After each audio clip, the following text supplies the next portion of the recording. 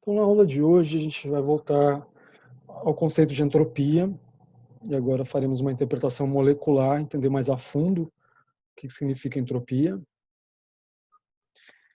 Vamos começar com aquele exemplo da aula anterior da mistura de gases. Então, vamos considerando o sistema então, dividido em dois compartimentos, um gás D de um lado, o gás E do outro, então a parede aqui dividindo o sistema, então os gases não estão misturados. No momento que eu tirar essa parede, essa divisória, imediatamente, tempo zero, você tem um gás de um lado e um gás do outro. Depois de um certo tempo, indo em direção ao equilíbrio, os gases se misturam. A gente viu isso na aula anterior e obtivemos uma expressão usando argumentos de termodinâmica clássica. Agora a gente vai voltar a essa questão usando uma visão estatística. Por que ocorre essa configuração dos gases ocupando os dois lados do sistema, ao invés de se manter a configuração de cada um de um lado? Vejam, você ter uma configuração como essa, você observar depois de um certo tempo, ela não é tão improvável se o número de moléculas do sistema for baixo. Em certo momento, se é uma foto do sistema e ver uma configuração como essa, não é tão improvável. Mas quando a gente está falando em sistemas macroscópicos, com número de mols, com 10 na 23 moléculas, se torna muito improvável isso. Tem duas possibilidades aqui, ó, ou o lado direito ou o lado esquerdo. Vamos fazer uma analogia com jogar uma moeda. Jogar moeda também tem duas possibilidades, ou cara ou coroa. Então, se a gente jogar 10 vezes uma moeda, a maior probabilidade é que você obtenha 5 caras, certo? É a condição de maior probabilidade. Mas vejam que obter 6 caras, 4 coroas, até, até mesmo 9 vezes sair cara, uma vez coroa, vocês não ficariam tão surpresos. Por quê? Você está fazendo apenas 10 jogadas. Então, existe uma distribuição de probabilidades, a condição de maior probabilidade é essa, mas quando você tem um número de eventos baixo, no caso aqui, o número de jogadas baixo, desvios em relação à condição mais provável são mais significativos. Agora, jogando 100 vezes a moeda, veja o que acontece com o gráfico. Ele fica mais estreito, então desvios em relação à condição de maior probabilidade, estão jogando 100 vezes a moeda, a condição mais provável é essa daqui, 50 vezes coroa, 50 vezes cara. E coisas e variações em torno disso, 59, 49, 51 e por aí vai.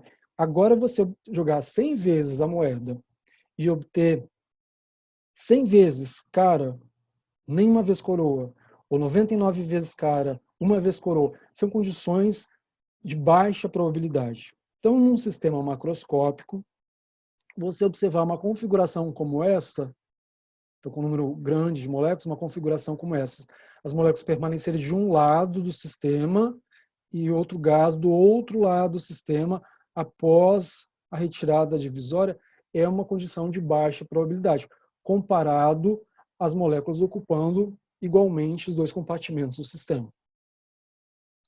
Então, o estado de equilíbrio termodinâmico de um sistema isolado está relacionado com probabilidade, é o estado de maior probabilidade. O que eu preciso é achar uma função que relacione essa probabilidade do sistema com a entropia. Então, eu tenho duas situações aqui. Então, a probabilidade de uma configuração, aqui eu tenho dois eventos, né? Um evento associado à molécula D, outro evento associado à molécula E. Então, cada um vai ter uma probabilidade e, consequentemente, uma entropia. Então, o que eu quero achar é a função matemática que descreve essa relação. Então, a probabilidade de 1 mais 2, que é uma combinação, né?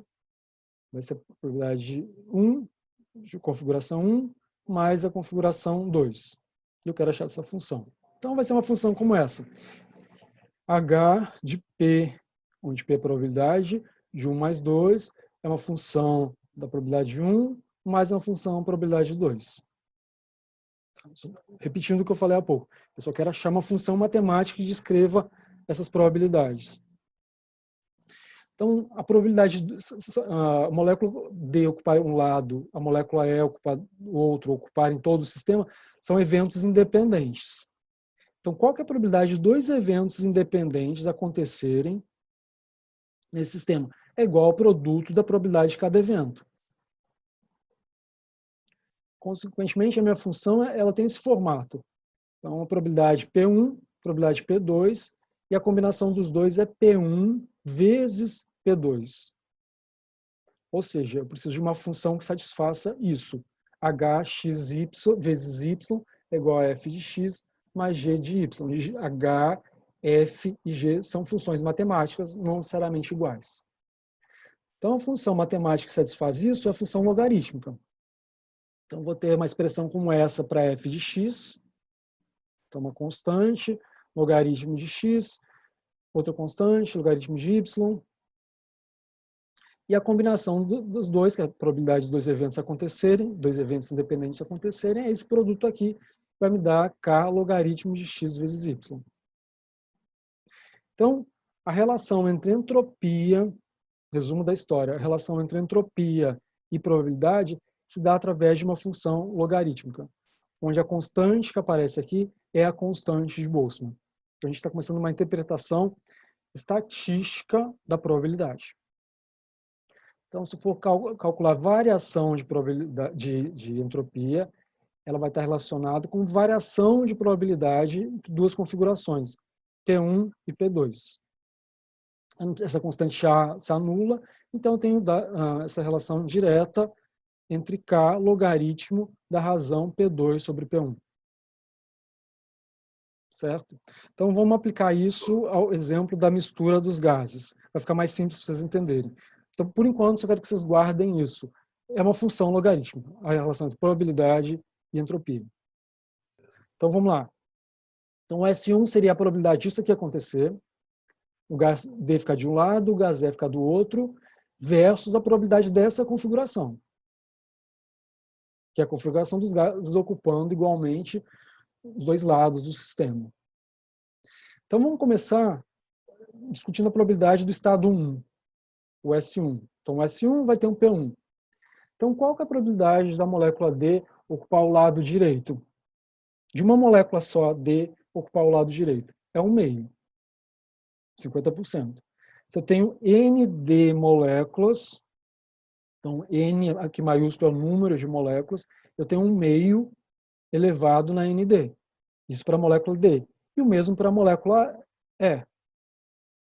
Então, a probabilidade disso aqui acontecer, do estado 1, é o produto dessas duas probabilidades. 1/2 na ND vezes 1/2 na NE.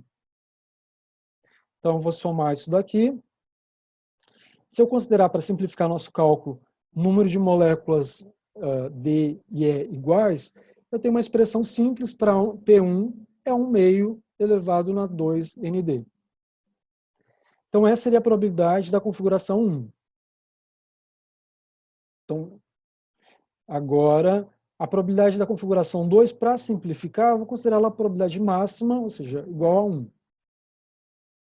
Vai ser uma situação de alta probabilidade. E vou então, estimar a variação de entropia a partir da razão P2, P1. Então, substituindo aqui na equação, eu chego a essa expressão aqui simples, 2ND K logaritmo de 2. Ok? Bom, é a mesma situação, é o mesmo exemplo da aula anterior, onde a gente usou um outro caminho para achar a expressão para a variação de entropia. Então, essa entropia é uma função de estado, então essas equações devem ser iguais. Então, vamos lá. Visão estatística e a visão clássica. Na visão estatística é o que a gente acabou de fazer aqui. Então, mexendo com probabilidade de uma configuração versus a probabilidade de outra configuração. E chegamos a essa expressão. Na aula anterior, a gente chegou a essa expressão para mistura equimolar de gases. 2NDR logaritmo de 2.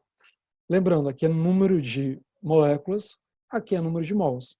Então, igualando essas duas expressões, a gente chega a isso. A relação entre número de moléculas e número de mols é dado pelo número de Avogadro. Certo? Então, isolando K constante que apareceu aqui na visão estatística, isolando K, K é dado por R, ND, número de mols, sobre o número de moléculas. Ou seja, K é igual a R sobre Na.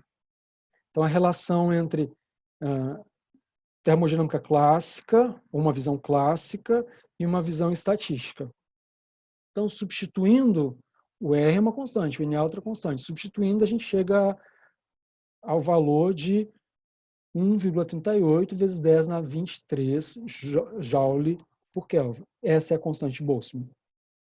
Então, a relação entre a constante de Boltzmann e a constante dos gases se dá a partir do número de Avogadro. Então, a gente deduziu a constante de Boltzmann. Agora, chegou a hora de a gente entender realmente o que é a entropia. Então, vamos voltar a essa expressão. Aqui tem um site, um link para vocês fazerem uma consulta. Esse link faz uma discussão do que é entropia a partir de um artigo do Journal of Chemical Education. Então, recomendo que vocês entrem. Ele trata de forma mais didática esse artigo, deem uma olhada lá, que é exatamente o que a gente vai falar agora. Então, veja, a gente viu na aula anterior dois fatores importantes, duas variáveis que interferem em entropia, temperatura e volume. Quando você aumenta a temperatura, a entropia aumenta. Quando você aumenta o volume, a entropia também aumenta. Vamos entender por que isso ocorre do seu ponto de vista agora molecular. Vamos começar com temperatura. Veja o que acontece quando você tem uma distribuição de população, né, número relativo de moléculas. Aqui a velocidade, poderia botar energia também, então estou falando da energia das moléculas, o grafo de distribuição de energia da população. Então, se eu tiver a 300 Kelvin, você tem um gráfico como este. Então, significa, ó, a grande maioria da população está em torno dessa energia, tem uma pequena população com alta energia, tem uma outra população pequena com baixa energia, e essa que mais contribui para as propriedades termodinâmicas do sistema. Ponto. Quando aumenta a temperatura para 1000 Kelvin, olha o que ocorre. Então, duas coisas são importantes aqui. O gráfico, ele se desloca para a direita e ele fica mais achatado. Se eu somar essa área aqui, vai me dar a mesma população, porque a população não mudou, é constante. Então, veja que o gráfico fica mais achatado. E agora você tem uma população maior, ocupando níveis de energia superiores. Veja, a grande maioria da população está em torno dessa energia aqui, que também subiu. Tem vários níveis de energia, diferentes populações ocupando esses níveis. Então, a 300 Kelvin, eu poderia ter uma distribuição como essa. A grande maioria está nesse nível de energia. Lembre-se, se eu pegar a população e multiplicar a energia, fizer o somatório PI, EI, eu vou ter a energia média, que é a minha energia interna. Quando eu aumento a temperatura, olha o que acontece com o gráfico de distribuição. Você tem mais moléculas em níveis superiores, então aumenta a população dos níveis de maior energia, existe maior distribuição de população, tem mais níveis de energia sendo ocupados. Então, essa maior distribuição de população nos níveis de energia acessíveis está relacionado com esse achatamento da curva. Você tem uma maior dispersão da energia no sistema. Então, guardem isso. Aumentou a temperatura, maior distribuição de população nos níveis de energia acessível. Lembrando que quando eu aumento a temperatura, eu aumento a entropia. Vamos lá. Vamos analisar a 300 Kelvin. Tá? Então, a temperatura está fixa. Tem uma certa distribuição de população, a temperatura está fixa. Uma molécula ocupando um certo nível de energia, ela não fica condenada a essa energia. Ela vai, na verdade, colidir com outras moléculas, ela pode trocar energia com as outras moléculas e transitar entre esses níveis de energia acessíveis. Então, veja, essas duas moléculas que estão nesse nível. Se elas colidirem, uma pode ganhar energia e subir, então ela veio para cá, e a outra perder energia, então ela desce para cá. Mudou a energia do sistema? Não, elas só trocaram de energia. mas a configuração, essa distribuição de população entre os níveis de energia acessíveis mudou. A configuração mudou. Então, se eu for pegar agora essa distribuição de população entre os níveis de energia e for tirando fotos, eu posso ter várias fotos diferentes, todas relacionadas com a mesma energia. Então, cada foto, cada distribuição de população, repetindo, destacando, sem mudar a energia, a gente chama de microestado. Então, numa certa temperatura, eu vou ter uma certa distribuição de população, e se eu for contabilizar quantos arranjos eu consigo fazer aqui, todos com a mesma energia, cada arranjo corresponde a um microestado. Então, isso aqui é o microestado 1, isso aqui é o microestado 2. Então, um microestado é um dos vários arranjos das energias moleculares. Significa o quê? Moléculas ocupando níveis de energia particulares para uma energia total do sistema. Estou medindo a entropia, eu estou medindo o número de microestados do sistema. Então, vejam, se eu pegar aqui uma certa quantidade de água, uma certa temperatura, isso aqui é estatística, e for calcular quantas configurações eu consigo fazer para o sistema de distribuição de população que não altera a energia, eu acho um número absurdo de microestados. Ó, número absurdo. Esse número se eu medir esse número de microestados, ele vai estar relacionado com a entropia do sistema. Se eu aumentar em apenas 1 Kelvin a temperatura do sistema, olha o que acontece com o número de microestados. Aumenta absurdamente. Então, quando eu estou calculando variação da entropia do sistema, eu estou relacionando o número de microestados do sistema antes e depois do processo. Então, se a gente voltar aqui quando a gente aumentou a temperatura, por que a entropia aumenta? Porque eu tenho maior população, ocupando mais níveis de energia. Eu tenho uma maior distribuição. Então, se eu for calcular o número de microestados aqui e o número de microestados aqui vai ser maior. É isso que eu estou medindo através da entropia. Então, a entropia está relacionada com uma coisa simples, a dispersão da energia do sistema. A energia tende a se dispersar. Então, a primeira lei termodinâmica é a lei da conservação da energia, a segunda lei está relacionada com a tendência da energia se dispersar. Colocar em contato um corpo quente e um corpo frio, o corpo quente continuar quente, o corpo frio continuar frio, é uma condição de baixa probabilidade, de baixa entropia. Porque a energia ela tende a se dissipar no sistema. Então, o corpo quente vai perder energia para o corpo frio, até que as temperaturas se igualem. Essa é uma condição de dispersão de energia, maior distribuição de população entre os níveis energéticos acessíveis, maior entropia. Lembram da nossa visão molecular de calor e trabalho? Quando eu aumento o volume, eu mexo na altura dos níveis de energia. Com aumento de volume, você tem os níveis de energia mais próximos. Então, eles se aproximam e, consequentemente, mexe também na distribuição de população. Então, vejam, o que aconteceu quando você aumentou o volume? Você tem maior população, mais moléculas ocupando mais níveis de energia.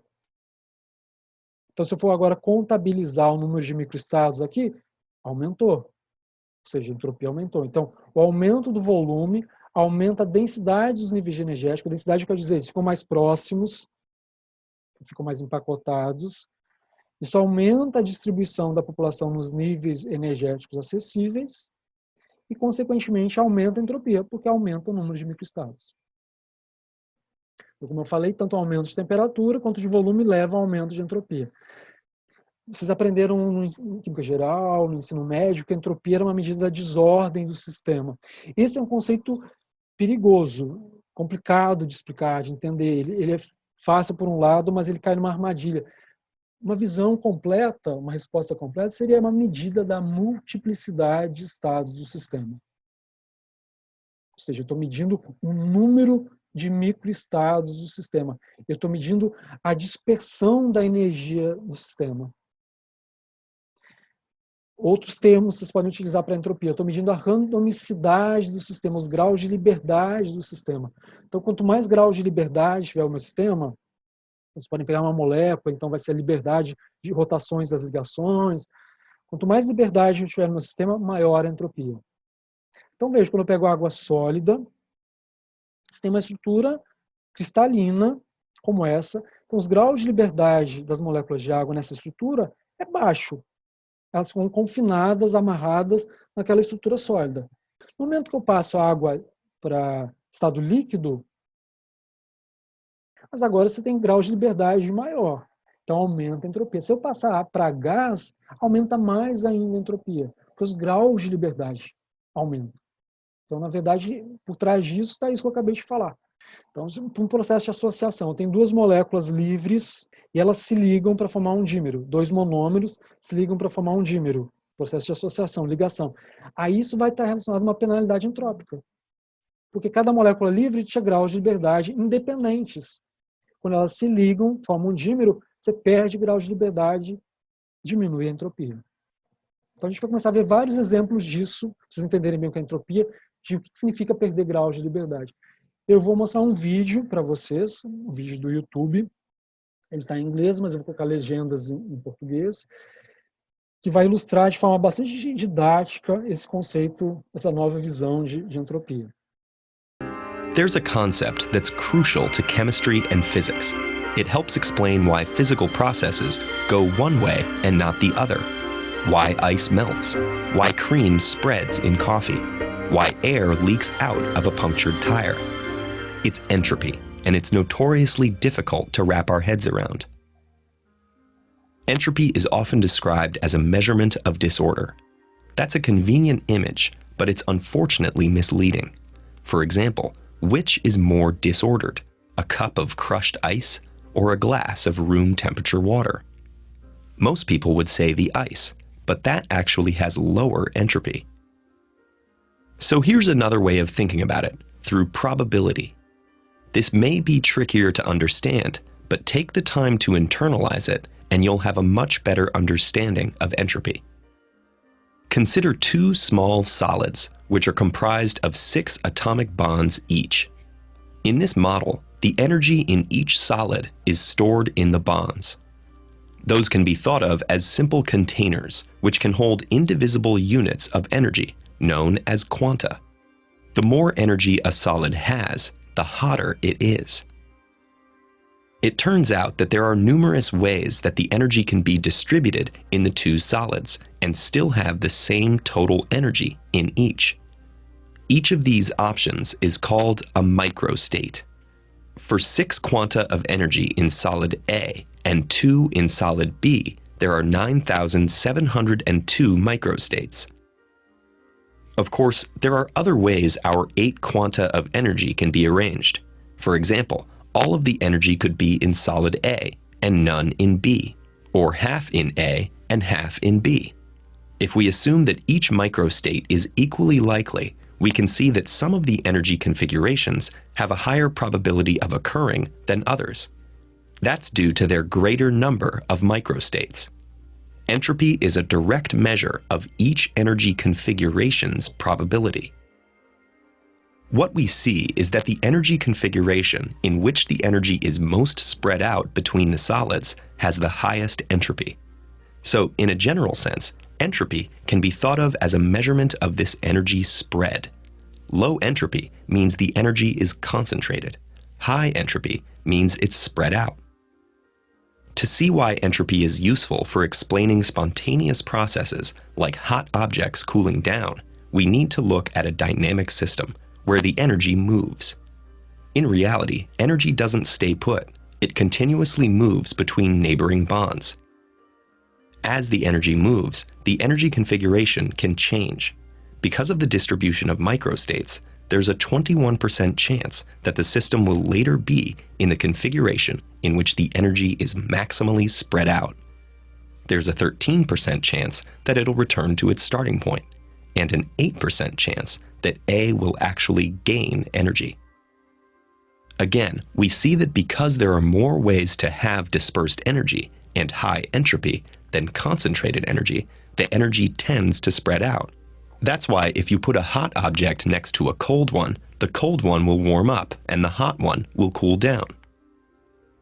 But even in that example, there is an 8% chance that the hot object would get hotter. Why doesn't this ever happen in real life? It's all about the size of the system. Our hypothetical solids only had 6 bonds each. Let's scale the solids up to 6,000 bonds and 8,000 units of energy, and again start the system with 3/4 of the energy in A and 1/4 in B. Now we find that the chance of A spontaneously acquiring more energy is this tiny number. Familiar everyday objects have many, many times more particles than this. The chance of a hot object in the real world getting hotter is so absurdly small, it just never happens.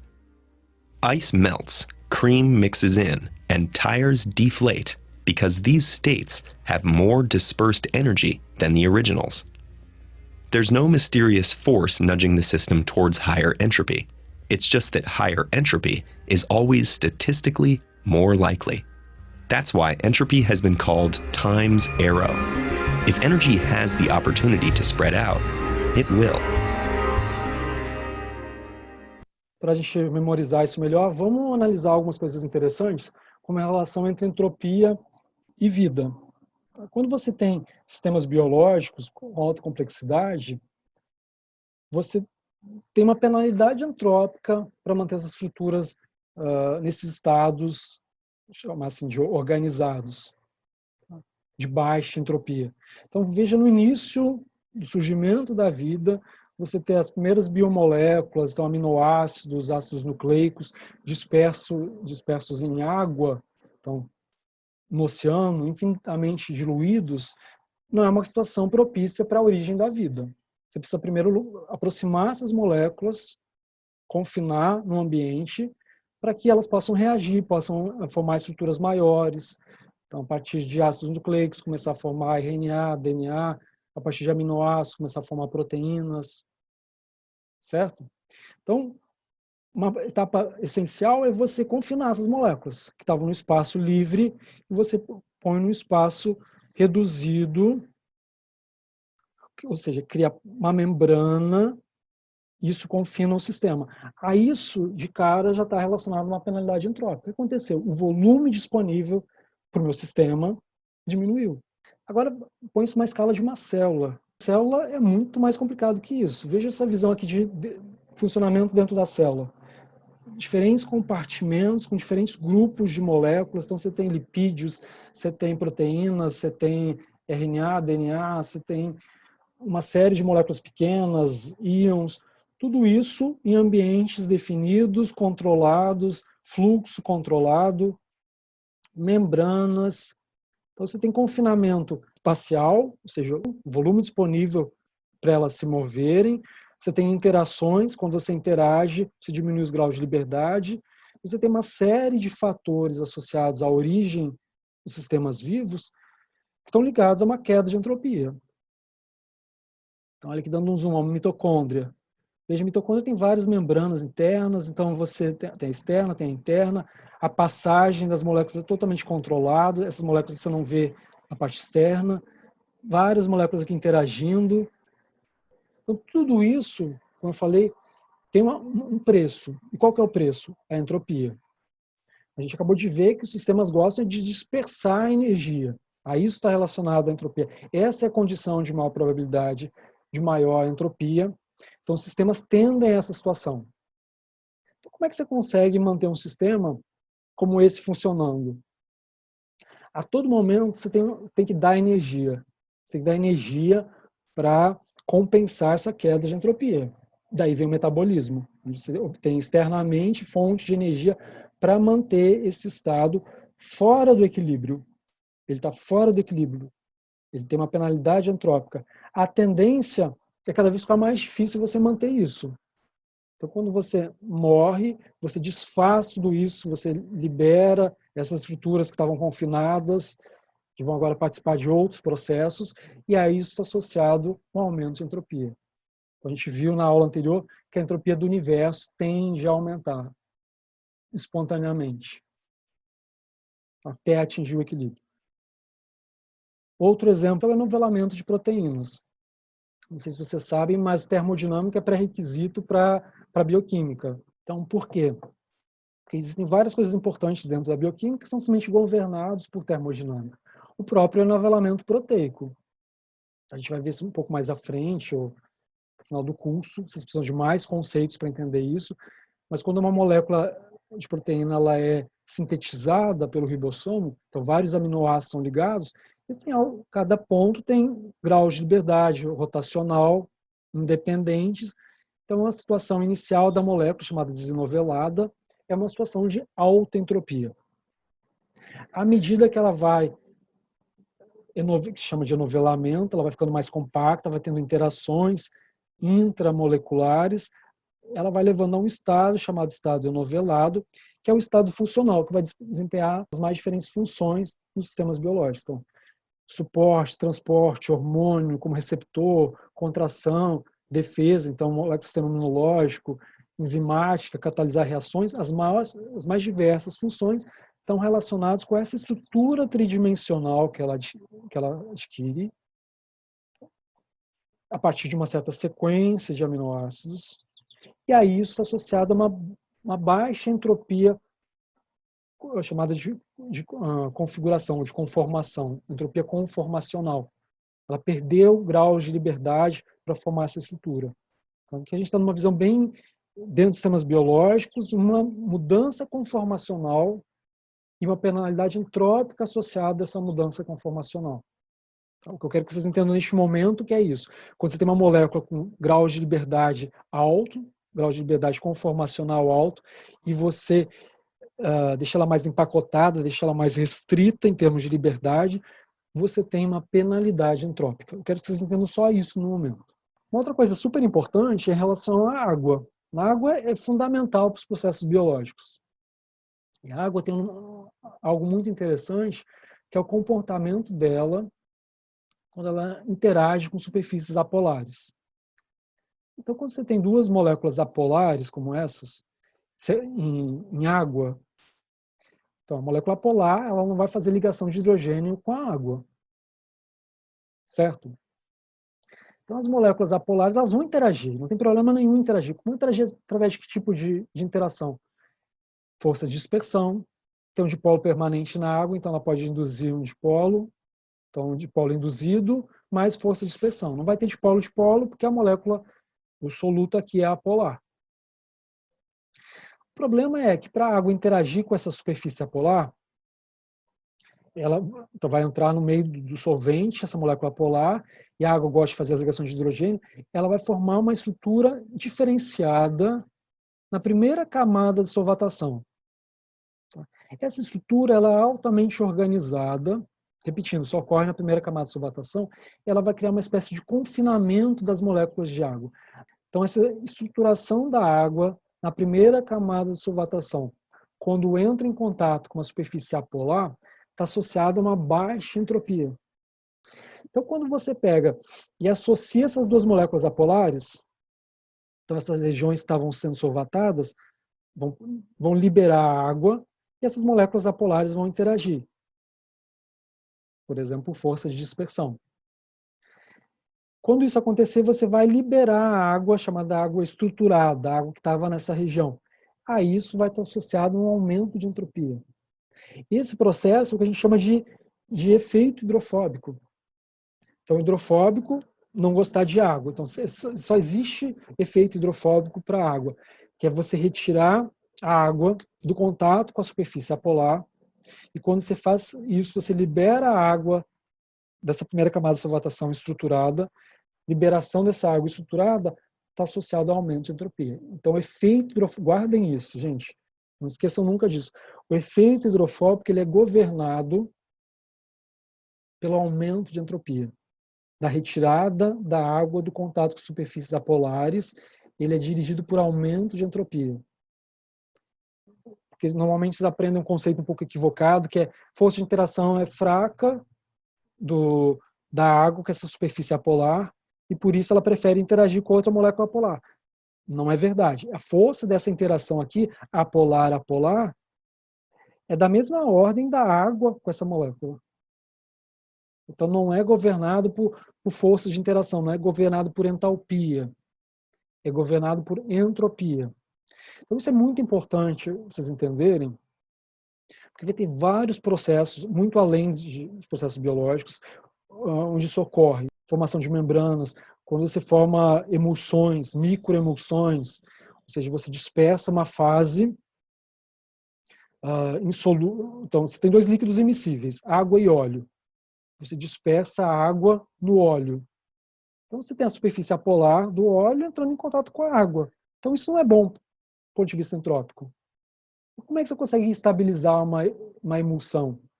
Uma emulsão como leite, maionese. Então, você tem muito óleo, você tem muita água. Por que não separa em duas fases? Então, esse é um assunto que vocês vão aprender na próxima físico-química, que é fenômeno de superfície.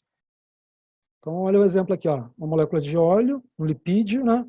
Se a água entrar em contato com a superfície apolar desse lipídio, com essa região aqui, a água ela fica estruturada. Então, a tendência é isso não ocorrer, porque a entropia é baixa. A entropia é baixa porque os graus de liberdade da água dessa camada de solvatação são baixos. Quando você forma estruturas como lipossomos, micelas, dupla camada lipídica, tudo isso, você está tirando água do contato com as superfícies apolares. Aí isso está associado a um aumento de entropia. Por isso as estruturas tendem a ser formadas em água. As mais diversas. Daí vai depender do tipo de lipídio, surfactante, da estrutura dele para formar esses diferentes tipos agregados. Vocês também vão ver em fenômeno de superfície. Então, a formação de membranas lipídicas está associada a um aumento de entropia. Então, aqui eu tenho vejam, olha que interessante, uma bicamada lipídica, como você encontra numa célula, você tem aqui ó, lipídio de um lado, lipídio do outro. Aqui estão as porções da cabeça polar do lipídio, aqui a porção apolar em verde, uma de porção hidrofóbica. E aqui, em cima, de um lado e do outro, você tem água. Então, a água ela não passa por essa região. Então, é um sistema altamente eficiente no sentido de manter a água isolada. O controle do fluxo de água dentro e fora da célula é algo fino. E aqui a termodinâmica diz, olha, se essas águas entrarem nessa região, ou seja, se elas solvatarem a superfície apolar, a entropia aumenta ou cai? A entropia cai. Vamos ver um vídeo de uma simulação de química computacional de uma membrana biológica para vocês entenderem isso melhor. Aqui eu tenho a água, que é o que está aqui em vermelho. Eu tenho os lipídios aqui em verde. A porção polar tá em contato, do lipídio está em contato com a água. Então tem um lipídio aqui, outro lipídio aqui. Por isso é uma bicamada. E aqui eu tenho uma proteína inserida na membrana, que está em azul, que controla o fluxo da água. Ela controla quanto que a água entra ou sai da célula.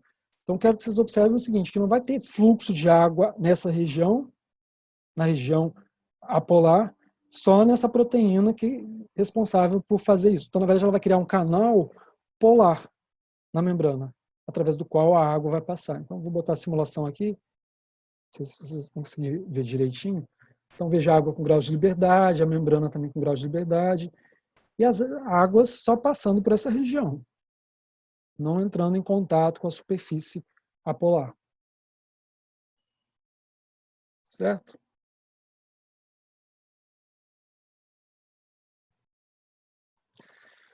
Muito bem. Então, nossa aula de hoje é isso.